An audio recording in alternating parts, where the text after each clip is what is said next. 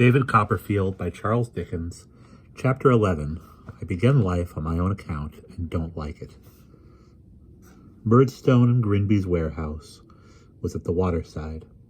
It was a crazy old house with a wharf of its own, abutting on the water when the tide was in, and on the mud when the tide was out, and literally overrun with rats. Its paneled rooms, discolored with the dirt and smoke of 100 years, I dare say its decaying floors and staircases, and squeaking and scuffling of old grey rats down in the cellars, and the dirt and the rottenness of the place are all before me, just as they were in the evil hour when I went among them for the first time, with my trembling hand in Mr. Quinian's. Murdstone and Grinby's trade was the supply of wines and spirits. A great many empty bottles were one of the consequences of the traffic, and certain men and boys were employed to examine them against the light and reject those that were flawed, and to rinse and wash them. When the empty bottles ran short, there were labels to be pasted on full ones, or corks to be fitted to them, or seals to be put upon the corks, or finished bottles to be packed in casks. All this work was my own work. Or all this work was my work. The oldest of the regular boys was summoned to show me my business. His name was Mick Walker, and he wore a ragged apron and a paper cap. He informed me that his father was a bargeman and walked in a black velvet headdress in the Lord Mayor's show. He also informed me that our principal associate would be another boy, whom he introduced by the, to me, extraordinary name of Mealy Potatoes. I discovered, however, that this youth had not been christened by that name, but that it had been bestowed upon him in the warehouse on account of his complexion, which was pale or mealy. Mealy's father was a waterman. No words can express the secret agony of my soul as I sunk into this companionship. The deep remembrance of the sense I had of being utterly without hope now, of the shame I felt in my position, cannot be written. As often as Mick Walker went away in the course of that forenoon, I mingled my tears with the water in which I was washing the bottles, and sobbed as if there were a flaw in my own breast, and it were in danger of bursting. The counting-house clock was at 12:30, and there was general preparation of going to dinner when Mr. Quinlan tapped at the counting-house window and beckoned me to go in. I went in, and found there a stoutish middle-aged person in a brown surcoat and black tights and shoes, with no more hair upon his head, which was a large one, and very shining, than there is upon an egg, and with a very exhaustive face, which he turned full upon me. His clothes were shabby, but he had an imposing shirt-collar on. He carried a jaunty sort of stick with a large pair of rusty tassels on it, and a quizzing glass hung outside his coat for ornament. I afterwards found he very seldom looked through it, and couldn't see anything when he did. "This," said Mr. Quinian, in allusion to myself, "is he." "This," said the stranger, with a certain condescending roll of his voice, and a certain indescribable air of doing something genteel, which impressed me very much, "is Master Copperfield. I hope I see you well, sir." I said I was very well, and hoped he was. I was sufficiently ill at ease, heaven knows, but it was not in my nature to complain much at that time of my life, and so I said I was very well, and hoped he was. "I am," said the stranger, "thank heaven, quite well, and I received a letter from Mr. Murdstone, in which he mentions that he would desire me to receive into an apartment in the rear of my house, which is at present unoccupied, and is, in short, to be let as in short," the stranger, with a smile and in a burst of confidence, "as a bedroom. The young beginner whom I have now the pleasure to," the stranger waved his hand and settled his chin in his shirt collar. "This is Mr. Micawber," said Mr. Quinian to me. "Ahem," said the stranger, "that is my name." "Mr. Micawber," said Mr. Quinian, is known to Mr. Murdstone. He takes orders for us on commission when he can get any.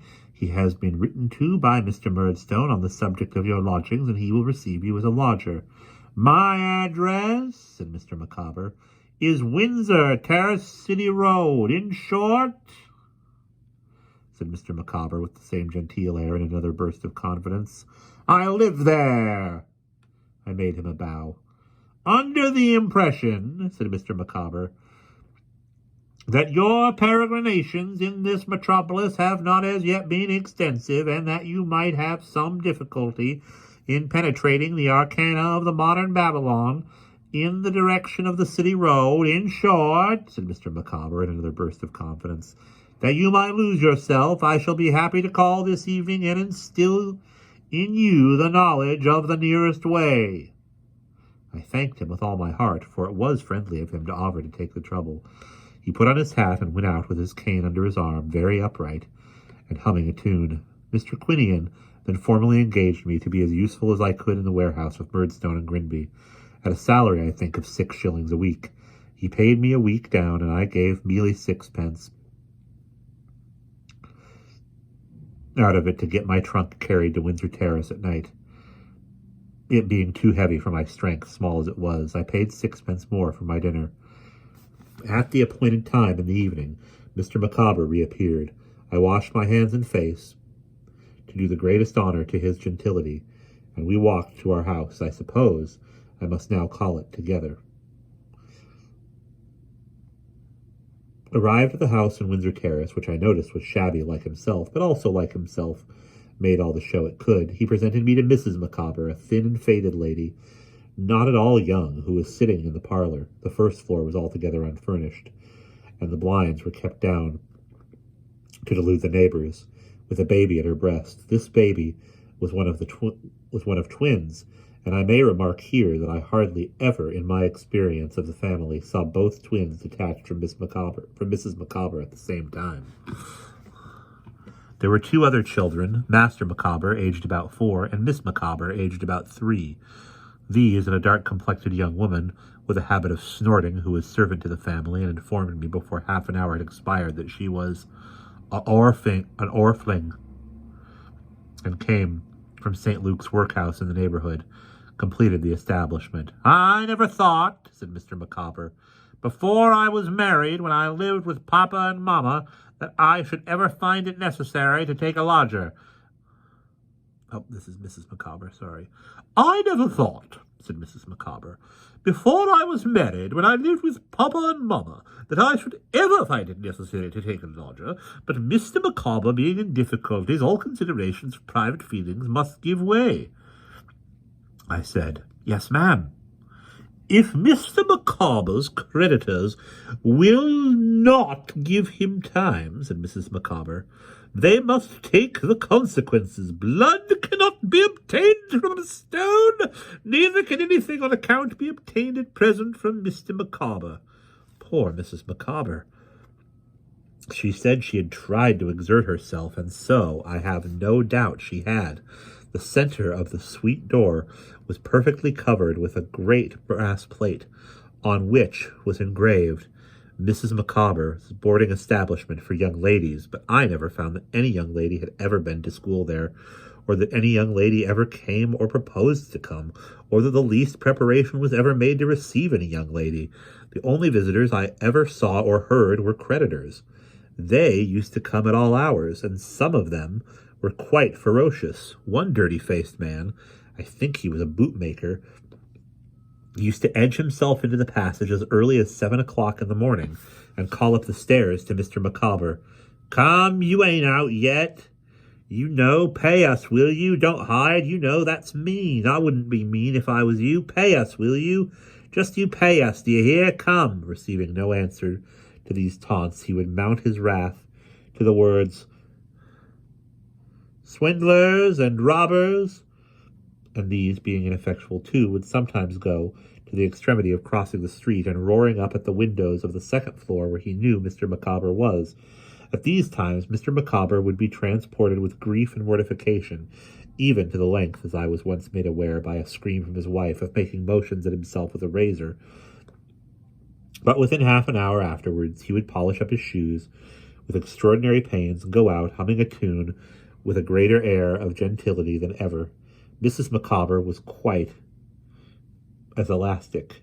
I have known her to be thrown into fainting fits by the king's taxes at 3 o'clock, and eat lamb chops breaded, and drink water paid for with 2 teaspoons that had gone to the pawnbrokers, and drink warm ale paid for with 2 teaspoons that had gone to the pawnbrokers at 4. On one occasion, when an execution had just been put in, coming home through some chance as early as 6 o'clock, I saw her lying, of course with a twin, under the grate in a swoon, with her hair all torn about her face, but I never knew her more cheerful than she was that very same night over a veal cutlet before the kitchen fire, telling me stories about her papa and mamma and the company they used to keep. In this house and with this family I passed my leisure time. My own exclusive breakfast was a penny loaf and a pennyworth of milk. I provided myself. I kept another small loaf and a modicum of cheese on a particular shelf of a particular cupboard to make my supper when I came back at night. I worked from morning until night with common men and boys, a shabby child. I lounged about the streets, insufficiently and unsatisfactorily fed. I know that, but for the mercy of God I might easily have been, for any care that was taken of me, a little robber or a little vanguard. Mr. Micawber's difficulties were in addition to the distressed state of my mind. Mr. Micawber's difficulties were in addition to the distressed state of my mind. In my forlorn state I became quite attached to the family, and used to walk about, busy with Mrs. Micawber's calculations of ways and means, and heavy with the weight of Mr. Micawber's debts.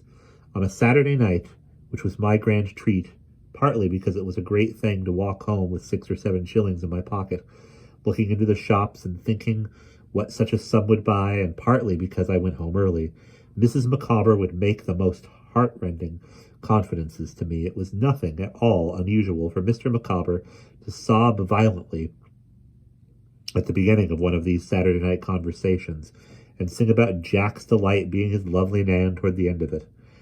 I have known him to come home to supper with a flood of tears and a declaration that nothing was now left but a jail, and go to bed making a calculation of the expense of putting bow windows to the house, in case anything turned up, which was his favorite expression. A curious equality of friendship, originating, I suppose, in our respective circumstances, sprung up between me and these people, notwithstanding the ludicrous disparity of our years. But I never allowed myself to be prevailed upon to accept any invitation to eat and drink with them until Mrs. Micawber took me into her entire confidence. This she did one evening as follows. "Master Copperfield," said Mrs. Micawber, "I make no stranger of you, and therefore do not hesitate to say that Mr. Micawber's difficulties are coming to a crisis. With the exception of the heel of a Dutch cheese, there is really not a scrap of anything in the larder." "Dear me," I said in great concern. I had 2 or 3 shillings of my week's money in my pocket, from which I presume that it must have been on a Wednesday night that we held this conversation, and I hastily produced them, and with heartfelt emotion begged Mrs. Micawber to accept them as a loan. But that lady, kissing me and making me put them back in my pocket, replied that she couldn't think of it. "No, my dear Master Copperfield," she said, "far be it from my thoughts. But you have a discretion beyond your years, and can render me another kind of service, if you will, and a service I will thankfully accept of." And we will pause there.